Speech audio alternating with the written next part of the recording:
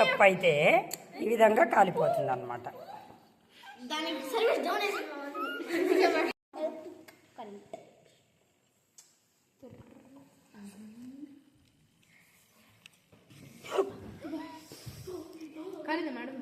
కాలేదు కదా, పక్కకు వాలింది కదా. Heat transfer experiment. Heat transfer from cup to water. మనం ఫస్ట్ది కూడా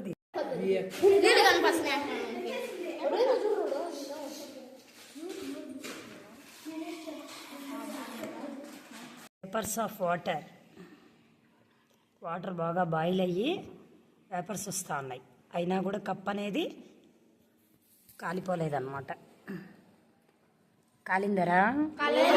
కాలేదు. హీట్ ట్రాన్స్ఫర్ అవుతుంది ఎక్కడి నుంచి ఎక్కడికి? Cup to water. ఇది పేపర్ కప్. మామూలుగా పేపర్ కప్ వాటర్ లేకపోతే ఏమైపోతుంది? కాలిపోతుంది. కానీ ఇక్కడ కప్లో వాటర్ ఉండడం వల్ల కప్ అనేది కాలిపోవట్లేదు. అంటే ఏం జరుగుతుంది ఇక్కడ? హీట్ ట్రాన్స్ఫర్ అవుతుంది. ఎక్కడి నుంచి ఎక్కడికు? Very good. మనం కింద పోసేస్తాం కదా, ఇప్పుడు ఏమైనా కప్పు వెనక వైపు కాలిందేమో చూద్దాం. చూడండి, కాలిందా? లేదు కదా, జస్ట్ మసి మాత్రమే ఉంది మనకు. ఈ మసినే మనం ఏమంటామంటే సూట్ అని అంటాం. జస్ట్ మసి ఏర్పడిందే కానీ కప్పు ఏమాత్రం కూడా కాలేదన్నమాట. దీన్ని బట్టి మనకు హీట్ ట్రాన్స్ఫర్ ఎక్స్పెరిమెంట్ బాగా అర్థమైందా?